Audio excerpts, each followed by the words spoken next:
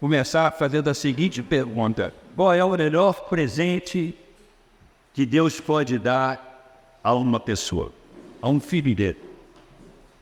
Qual é o melhor presente? Um carro novo, uma casa.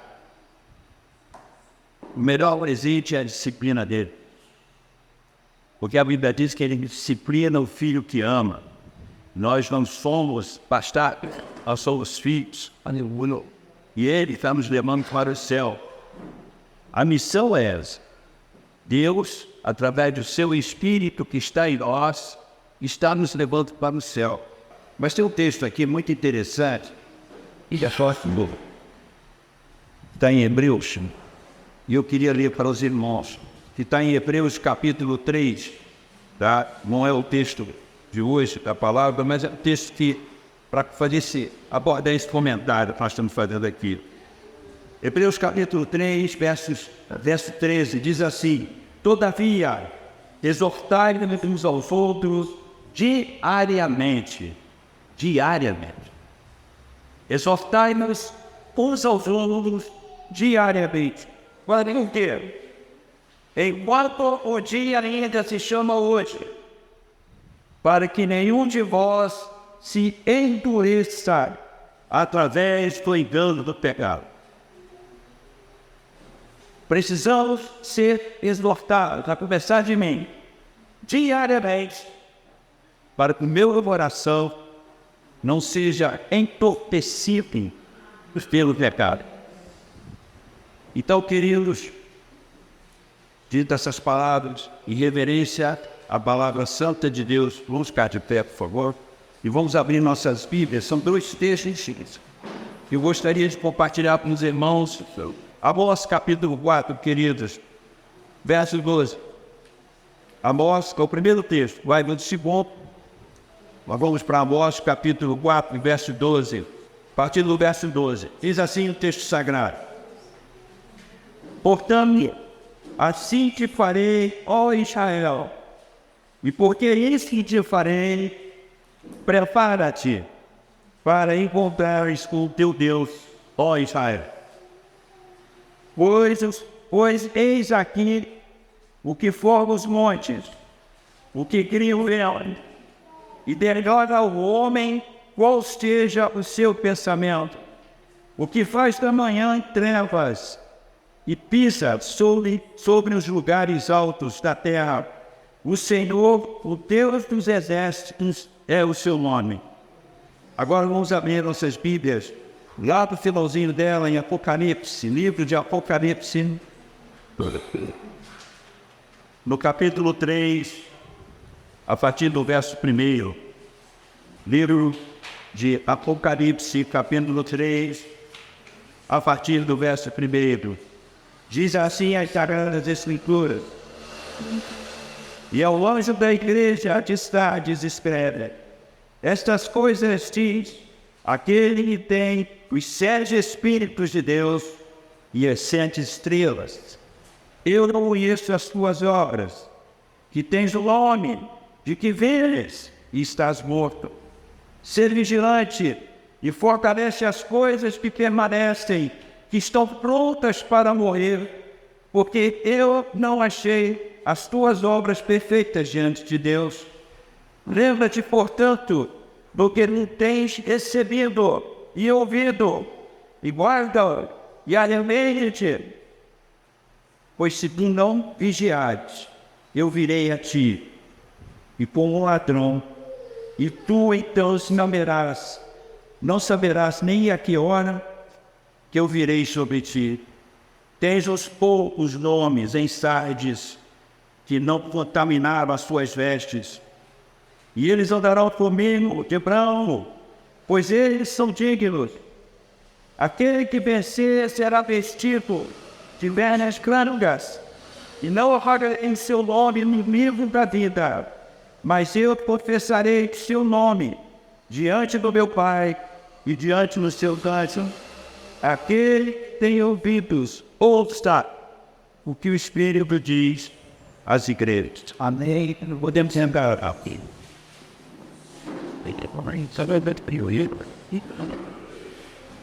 A seguinte pergunta, meus irmãos, nós fazemos aqui: o que esses dois textos têm a ver em comum? Nós temos um texto em Amós, lá no Antigo Testamento, e nós temos um outro texto em Apocalipse, que tem a ver o texto com o outro. Amados, ambos falam da inobservância, né? O fato de você não observar, nós não observarmos, dos princípios divinos. Isso vai gerar decadência em nós, irmãos. E por último, as consequências serão funestas. As consequências serão terríveis. Quando nos distanciamos dos princípios que Deus coloca para nós, que estão revelados na sua sagrada palavra, nós corremos em risco tremendo de não somente nos afastarmos dele, mas de recebermos em nós mesmos as consequências dessa escolha. Isso é muito sério, porque nós estamos falando de eternidade. Não existe nada, absolutamente nada mais importante do que a eternidade. O casamento não é mais importante que a eternidade. O nosso trabalho não é mais importante que a eternidade. Nada é mais importante do que a eternidade. Porque estamos falando de um tempo infinito que passaremos ou não na presença de Deus. Então o negócio é sério. E a gente precisa ter esse entendimento, queridos.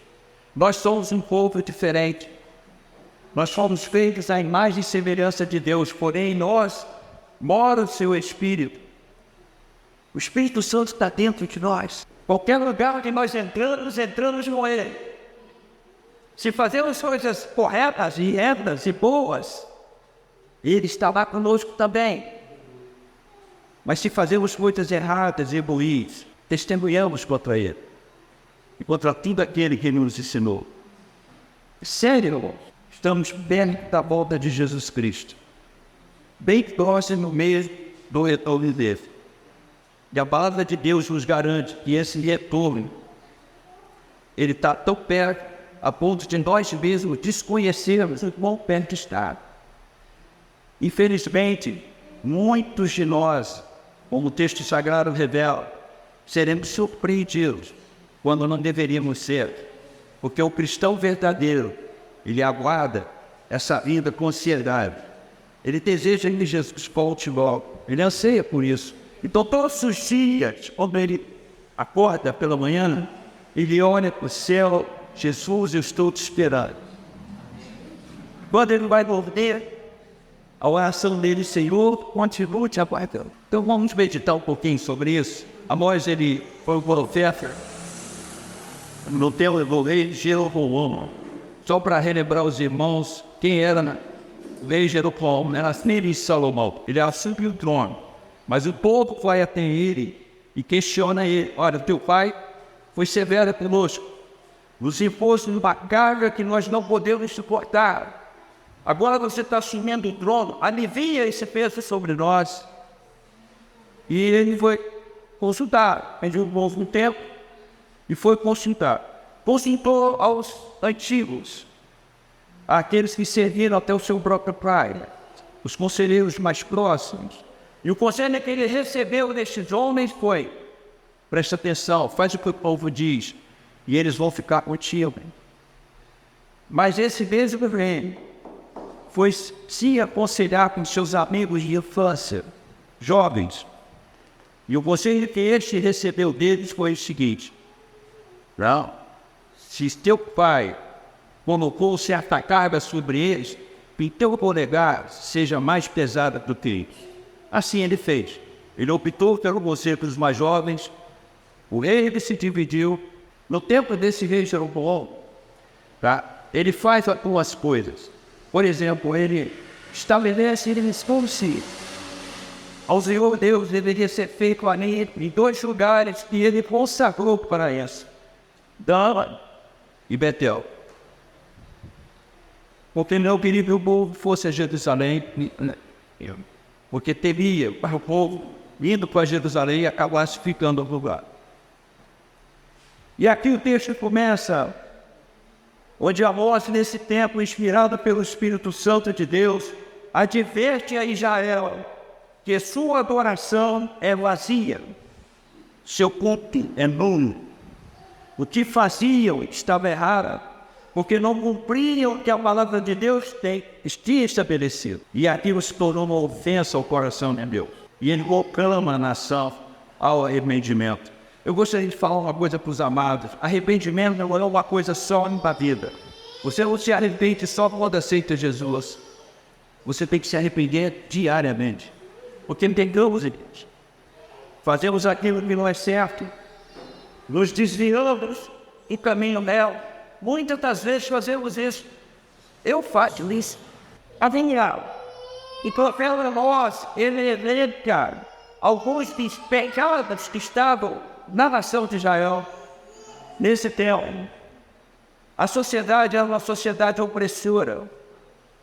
E ele usa uma expressão muito interessante lá em Amós 4, versículo 1, que ele diz assim: ouvi esta palavra, vós, vacas de Bazã, que estáis no monte de Samaria, que oprimis aos pobres, que esmagais os necessitados, que dizeres aos vossos senhores, trazerem e beberemos.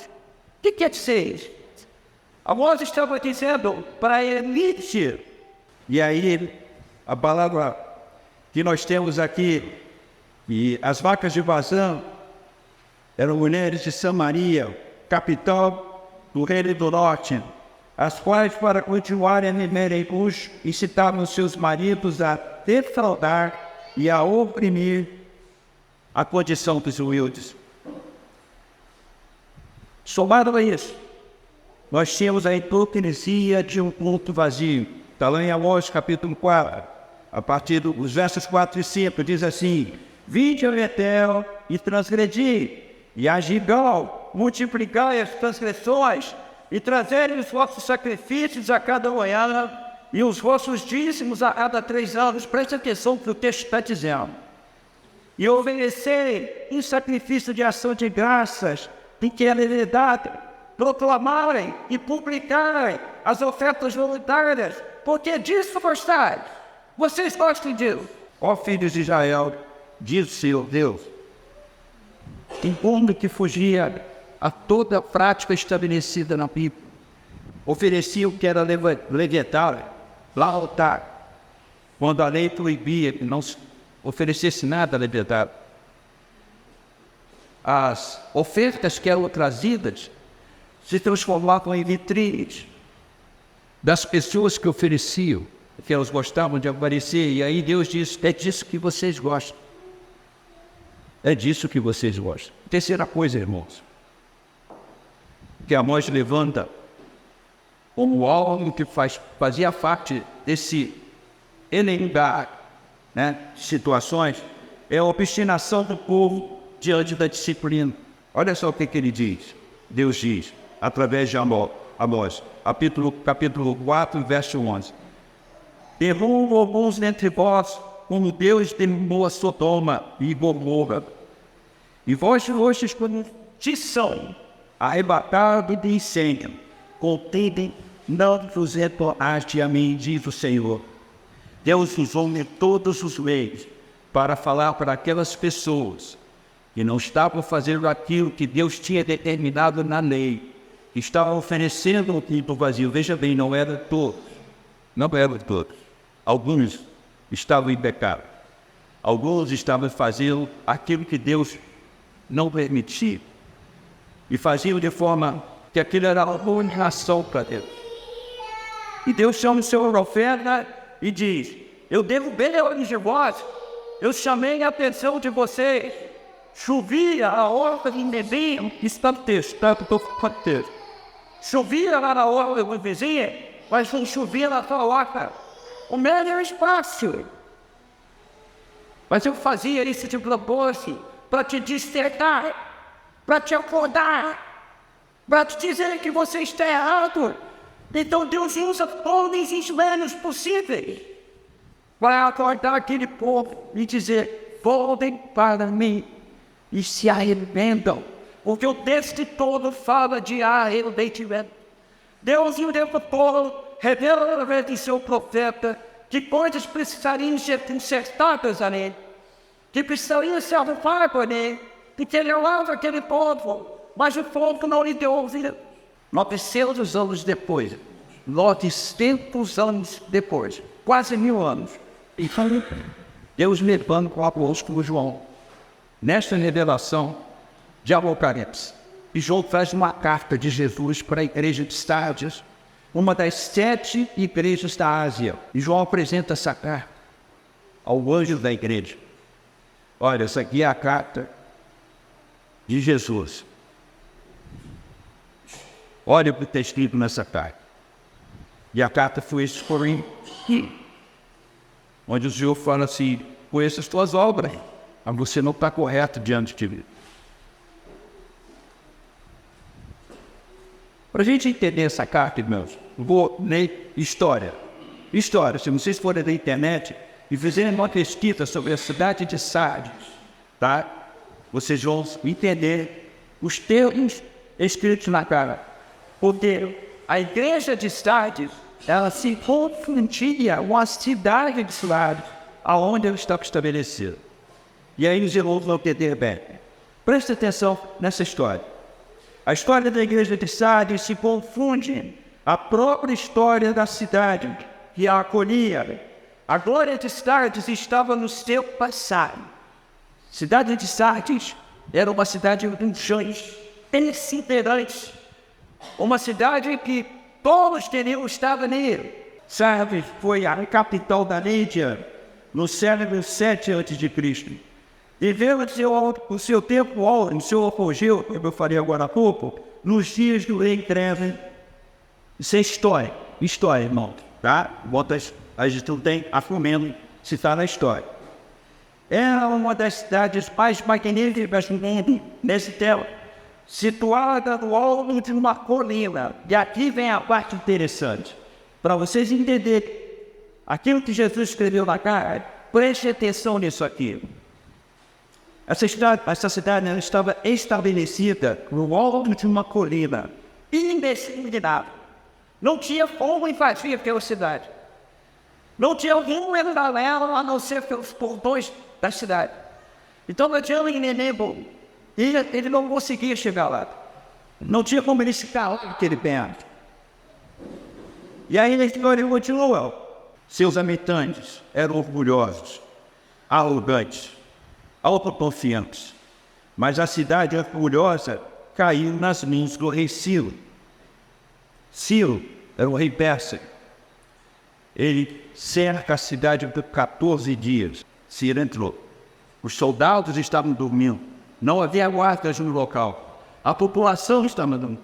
Ele arrasou a cidade. Muito bem. Aí vocês acham que eles aprenderam a lição, hein? Não, hein? No ano 218 a.C., Antíoco Epifânio, ele entra na cidade do mesmo jeito. Estava todo envolvido. E ele arrasa a cidade de novo. Gente, isso é terrível. Eles não aprenderam a lição. Logo depois disso, essa cidade cai nas mãos de Alexandre o Magno, que a reconstrói, e estabelece ali uma divindade, uma deusa chamada Cibele. Essa deusa, qual era a característica dela? Na cabeça daqueles cidadãos, essa deusa conseguia trazer pessoas à vida depois de terem vivido. Essa divindade, tornou-se a padroeira da cidade, tinha o poder de restaurar a renda dos mortos. E no ano 17, Sardes foi parcialmente destruída novamente por terremoto. E aí Tibério César, imperador de Roma, toma a cidade e estabelece ali todo o paganismo de Roma, toda a orgia que era praticada em Roma, e a cidade se tornou extremamente devassa. O que isso tem a ver com a igreja que estava em Sardes? A igreja absorveu tudo isso. A igreja aceitou tudo isso. Toda a devassidão que Roma trouxe, a igreja importou para o seu seio. A igreja dormiu com a cidade dormiu nas 2 invasões anteriores. Ela não se protegeu. Ela não procurou auxílio para se guardar. E ela se contaminou. E a carta que Jesus escreve para Sardes, ele faz alusão a todas essas situações. Vocês absorveram os costumes padrões. Vocês permitiram que o mundo entrasse no sério de vocês. Essa igreja era lembrada pela sua glória no passado. Agora ela estava arrasada. Ela estava colocada de lado. Mas o nosso Deus, ele é maravilhoso, querido. Ele não esquece da gente. Glória a Deus. Mesmo quando estamos lá no pó. Mesmo quando nós estamos arrasados. Mesmo quando estamos chacoalhados na lama piternada, fazendo um monte de coisas erradas, Deus vai te buscar lá. E eu sou testemunha viva disso. Meu passado era horroroso, mas Deus me trouxe. Aleluia. Então vamos para o texto. Agora nós podemos entrar em Apocalipse 3. O texto diz assim, queridos: ao anjo da igreja de Sardes, então ao pastor deve-se crer. Escreve: de Jesus, depois João, escreve nessa carta e entrega ao pastor da igreja. Estas coisas diz aquele que tem os 7 Espíritos de Deus, as 7 estrelas. Eu conheço as tuas obras, que tens um nome e vives, mas tu estás morto. Pecado entrou na tua vida. E você, nesse momento, você está morto. Deus nos conhece em profundo, irmãos. Conhece os nossos pensamentos e a intenção em nosso coração. Aqui ele toca em um ponto muito sensível. Existem em nosso meio pessoas convertidas e não convertidas, irmãos. E isso tem qualquer igreja. Aqui, lá na Tijuca, lá no Horizonte, lá nas nossas igrejas em São Paulo, lá na Igreja Batista, lá na Assembleia de Deus, em todas as igrejas. Por isso que nós temos uma igreja que é visível, que é essa que nós chamamos da placa, e uma que é invisível, que é a igreja que vai subir. A questão é, em qual das igrejas nós estamos? Quando Jesus vem aqui, e quando Amós foi lá, ele foi porque Deus, eu não posso perder essa porra. Eu os amo. No caso aqui, Jesus, eu morri por eles. Vesti meu sangue. Fiquei 6 horas pendurado no madeiro, sangrando até a última gota de sangue sair do meu corpo. Eu morri por eles. Não vou deixá-los se perder. Então ele vai em resgate. Ele vai buscar essas pessoas. Mas qual é a resposta que damos para eles, irmãos? Qual é a resposta que nós damos para os nossos Jesus? O que nós falamos para eles? Mas continuando a palavra, existem em nosso meio pessoas convencidas e não convertidas.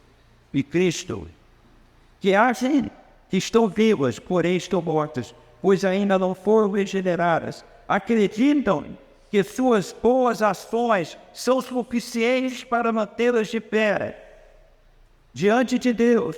Da mesma forma que os cidadãos de Sardes achavam que aquela deusa Cibele podia trazer o mundo dos mortos para a vida novamente, aqueles que tinham ido.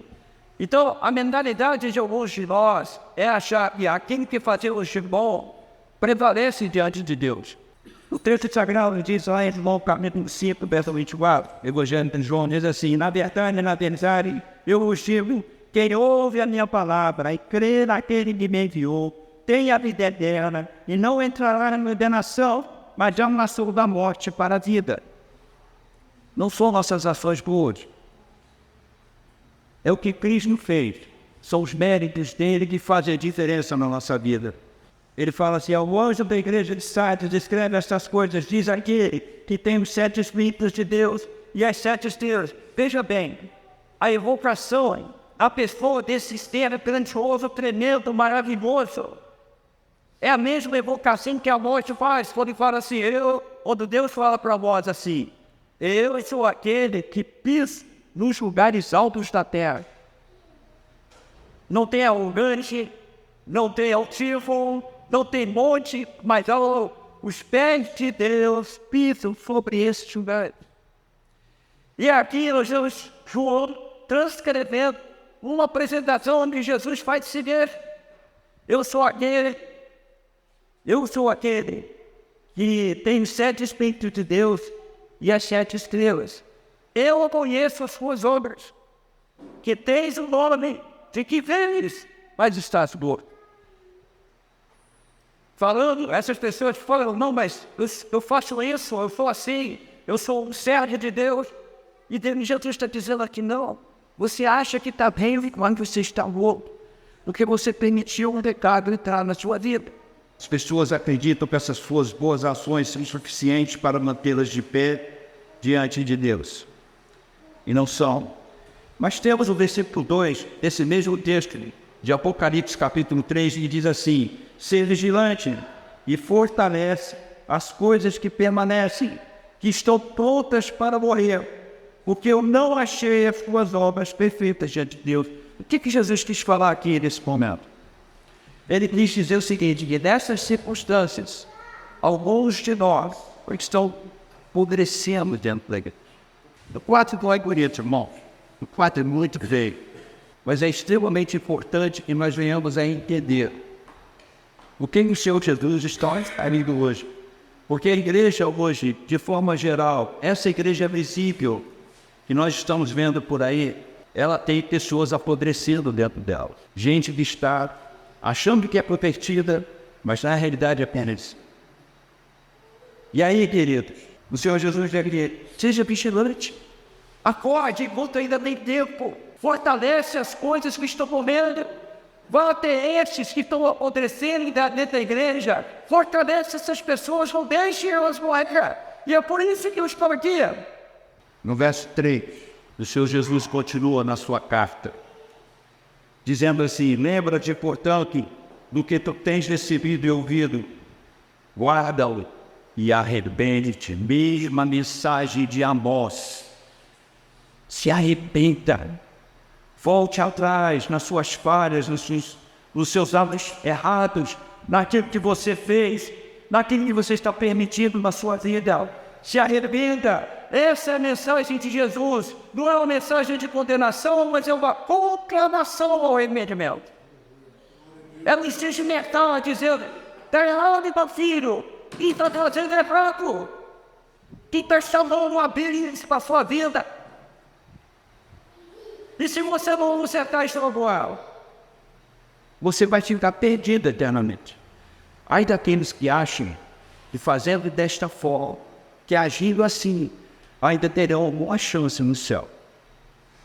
Não terão. A Bíblia é clara quanto a isso.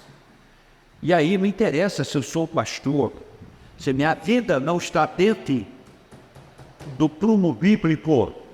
Não importa se eu sou pastor, se eu sou presbítero, se eu sou membro da igreja, se eu canto no coral. Não interessa o que eu faço dentro da igreja. Se a minha vida não está correta conforme a Bíblia me manda ser, não há chance alguma de permanecermos no céu, que é um lugar de santidade.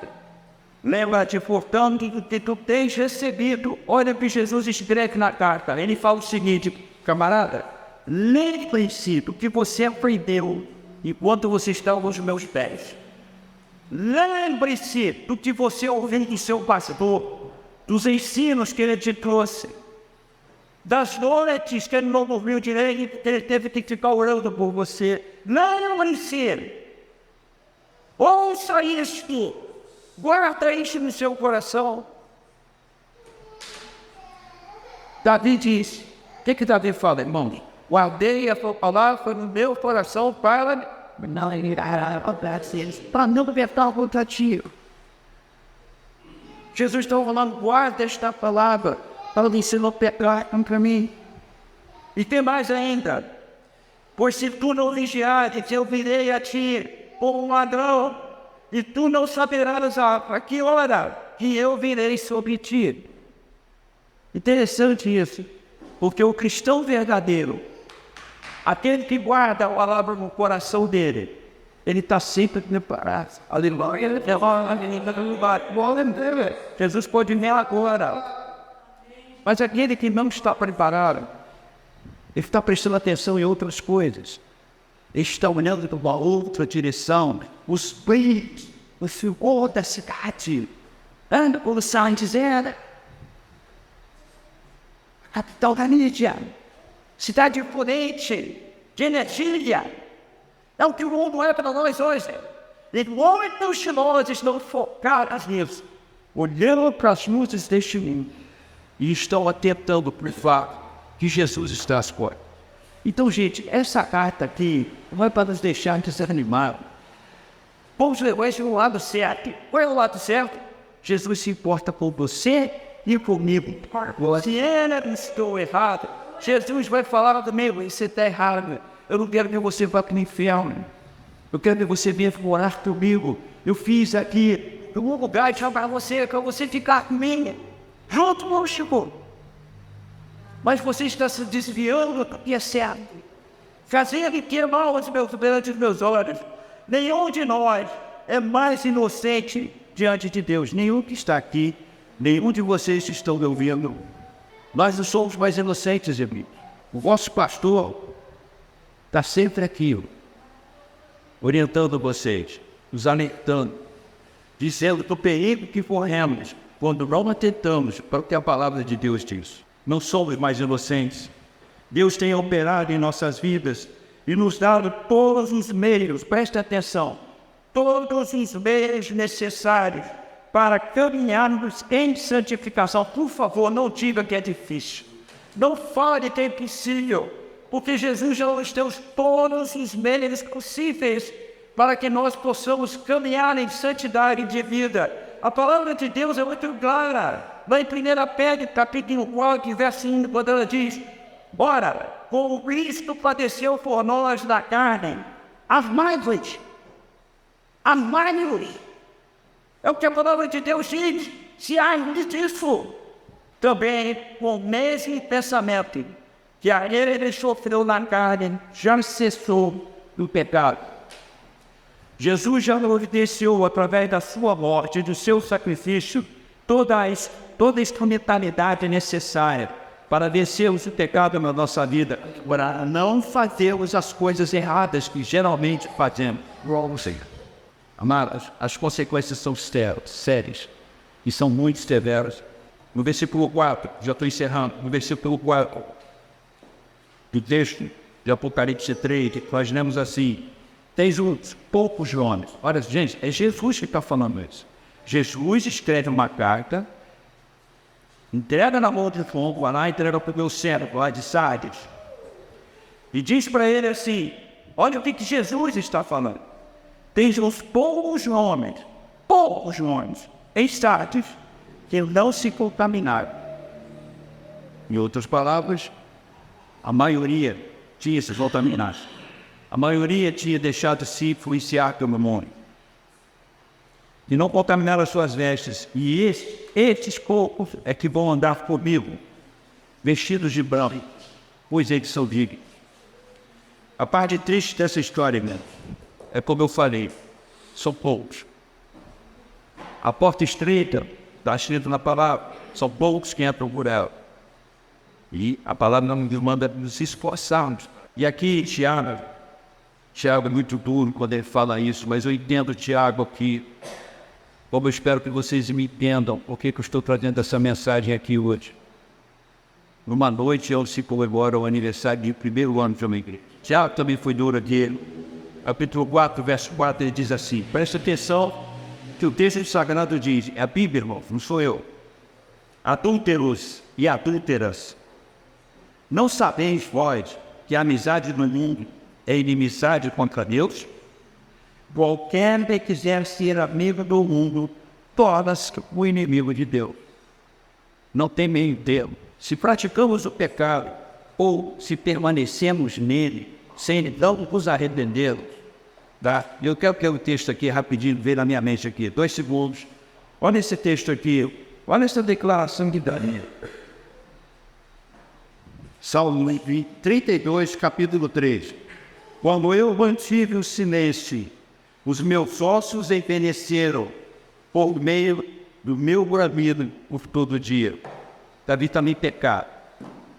E ele diz que enquanto ele permaneceu em silêncio, enquanto ele não confessou o seu pecado, os seus ossos envelheceram. E muito crente doente por aí. E muito crente doente por aí. No verso 5 nós lemos assim: aquele que vencer será vestido de vestes brancas, e eu não apagarei o seu nome no livro da vida, mas eu confessarei o seu nome diante do meu Pai e diante dos seus anjos. Essa é uma afirmação positiva. Está escrita no livro. Mas se eu fizer uma afirmação negativa, ela perde validade? Será que ela perde? Se eu colocasse assim, numa afirmação negativa: aquele que não vencer não será vestido de vestes brancas, e eu apagarei o seu nome do livro da vida, e eu não confessarei o seu nome diante de meu Pai e diante dos seus anjos. A afirmação negativa é válida também. Então temos que prestar atenção nisso, queridos. E o último versículo 6 desse texto que nós lemos diz que aquele que tem ouvidos, ouça o que o Espírito diz às igrejas. A recomendação aqui de Jesus é a seguinte: escutem o que eu estou falando enquanto ainda vocês podem escutar, enquanto eu posso escutar, enquanto te julgo não puder escutar. Qual a conclusão que nós chegamos aqui? Eu falei agora há pouco, foi o melhor presente. Eu vou dizer para vocês: se eu estiver em pecado, eu tenho pessoas que vão chegar a mim, pelo menos 3 pessoas, não sei, além da minha esposa, 4 com ela, que vão chegar para mim e vão dizer: camarada, se conserta, está em pecado, está desagradando a Deus. E aí eu vou cair com os meus joelhos no chão, eu vou colocar minha cara no pó e eu vou me arrepender do que eu fiz e vou pedir perdão para Deus. E a Bíblia diz: se você faz isso com o teu irmão e ele se arrepende, ganhaste o teu. Olha, o melhor presente que a gente pode ter, mas é alguém no nosso pé dizendo para a gente, quando o pastor desta igreja, por exemplo: arruma enquanto você ainda tem tempo, achei na sua vida que vai chegar um dia que isso não vai ser mais você. E aí, queridos, encerrando o mensagem, tanto o profeta Amós como o apóstolo João, ambos falam de uma mesma coisa: de um povo que abandona o seu Deus e torna-se amigo da luxúria e do prazer mundano, e permite que isso entre na sua vida, que oferece um culto hipócrita. Por que culto é hipócrita? Porque eles são mais os valores de Deus que são considerados. Essas pessoas não têm mais condições de valorizar aquilo que Deus deu para elas, porque a visão delas, a mente delas, o corpo delas estão em outro lugar, não mais na presença de Deus. O que foi que aconteceu com o Saulo, querido? Não foi exatamente isso. Fala de um povo obstinado que não aceita a disciplina de Deus, mesmo que a despeito dele ter lançado mão de todos os bens para chamar este povo ao arrependimento. Lá com Amós várias vezes foi introduziram, mas eles não quiseram largar o que estavam fazendo. Não vai acontecer nada com a gente. Esse povo não aceita mais você. Não importa quantas vezes o pastor vai chegar na frente, vai falar, e vai aconselhar, e vai dizer, não aceitam mais. Mas tem um outro problema também, do apodrecimento espiritual de muitos, que por conta da estagnação espiritual que vivem, não evoluem mais. Cadê os rios? Fluirão do seu céu, como fontes de água viva. Não existe mais, secou a fonte, que o Espírito Santo não está mais lá. Simples assim. Tanto o profeta Amós como o apóstolo João fala de um juízo. E esse é o plano. Amós no seu tempo falou: olha só, essa terra vai ser toda arrasada. E foi toda ela arrasada. O rei da Síria entrou ali em Samaria e acabou com tudo. Destruiu tudo. E o pouco do povo que sobrou no cativo. a ponto, se vocês lerem lá em Reis, que a terra não tinha mais o povo ali, e as feras do campo estavam se multiplicando e atraindo aqueles que o rei da Síria colocou no lugar destes. E aí foi formado esse rei e pediu para que ele mandasse o povo de volta, alguns do povo, para que os deuses daquele lugar saciassem seu desejo de vingança.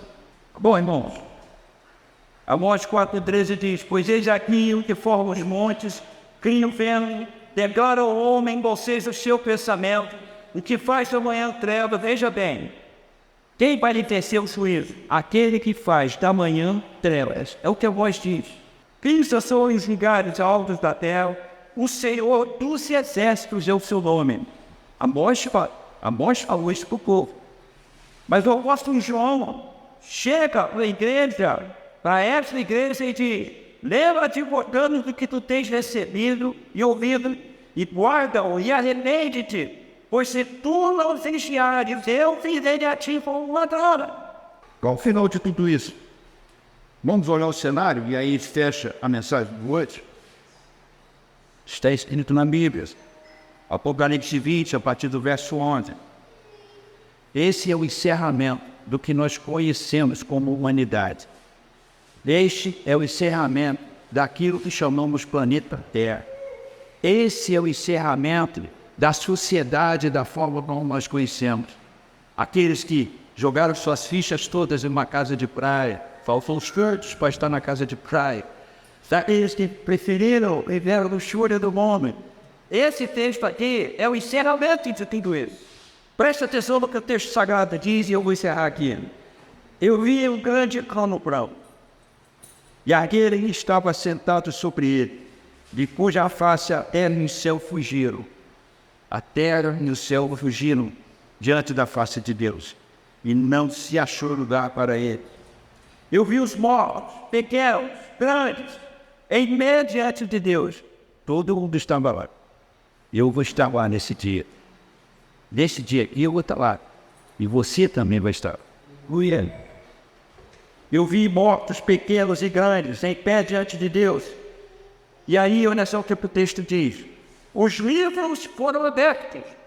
Livros. E outro livro foi aberto, que é o livro da vida.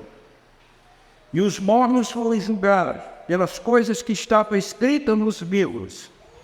Escritas nos livros. E de acordo com as suas obras. E o mar entregou os mortos que nele havia. E a morte e o inferno entregaram os mortos que neles haviam. E eles foram julgados, cada homem, de acordo com as suas obras. E a morte e o inferno foram lançados num lago de fogo. E esta é a segunda morte. E todo aquele, aí o texto fecha, e todo aquele que não foi encontrado inscrito no livro da vida foi lançado no lago de fogo. O que quer dizer isso, queridos? Nós vamos estar diante de Deus um dia.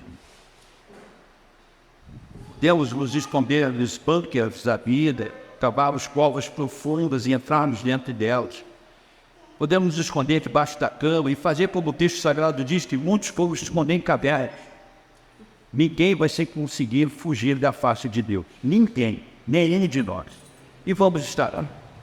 A palavra de Deus diz: livros serão abertos. Que livros são esses, Senhor? Os livros onde estão registrados tudo aquilo que nós fizemos, de bom e de ruim. Agora tem uma coisa interessante. Como é que vai se processar isso? Vamos estar todos diante de Deus. No lado direito dele vai ficar quem está no livro da árvore.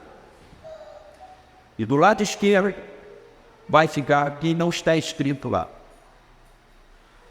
Isso não é ficção científica. Isso vai acontecer. Isso pode demorar mais 100 anos, mais de 100 anos, mais 1000 anos, que eu duvido muito. Mas vai acontecer do jeitinho que está escrito aqui, porque é Deus que falou que vai ser assim. Então presta atenção. Quando nós estivermos do lado direito de Deus, que são os salvos, outros livros serão abertos. Nossas obras serão expostas. E o nosso galardão vai estar vinculado ao que está escrito ali. É sério, é muito sério. Muito sério. Mas os do lado esquerdo, eles estão perdidos já. Já vão ser lançados no inferno. Mas ali estão as obras deles registradas ali. E aí o grau da pena vai ser também vinculado ao que está escrito ali, ao que eles fizeram. Ah, clique, então vai ter pena pequenininha? Não. A menor pena no inferno é como a Bíblia diz, será algo que nós nunca jamais vimos. Nunca passou pela nossa cabeça, algo do tipo. Então, querido, o negócio é muito sério, estamos falando de eternidade. Então, qual o melhor presente que eu posso oferecer para vocês aqui hoje? Qual foi o melhor presente que a Amós podia oferecer para aquele povo? Qual foi o melhor presente que Jesus tentou oferecer para a igreja de Sardes? Falando de forma dura. Mas qual foi o melhor presente? Se arrepende, gente. Quero vocês comigo. Eu quero mesmo vocês que liam o céu. Então hoje, queridos, o melhor presente que eu posso oferecer para vocês é essa exortação. Essa exortação que não é só para vocês, é para a minha vida. É para mim também. Enquanto essa palavra chegou para mim há quase 2 semanas, e eu olhei para ela e falei, isso é palavra, Deus, que se pregue num dia de aniversário? Isso é palavra que se fale no momento onde as pessoas estão comemorando o ano? A resposta, irmão, que sim. É o primeiro ano de vocês. E que o segundo ano seja muito melhor. Vivendo as coisas que estão escritas no livro sagrado. Obedecendo a lei que Deus tem para a vida de vocês. Ver vocês fluindo na presença do Espírito Santo. Percebe isso? Amém. Esse é o melhor presente. Mas precisamos obedecer o que está na palavra. Então o melhor presente é essa exortação que a gente faz aqui hoje. Para a Tijuca também. Para todos nós. É Deus falando comigo, dizendo, você tem que se consertar também, meu camarada. Todos nós. Esta palavra eu queria deixar com vocês. Prepara-te para encontrares com o teu Deus, ó Israel. Prepara-te. Nos preparemos para esse dia. Deus abençoe vocês. Estou orando por vocês. Orem por nós também. Tem parecido aqui orações. Que Deus seja com vocês. Amém? Amém.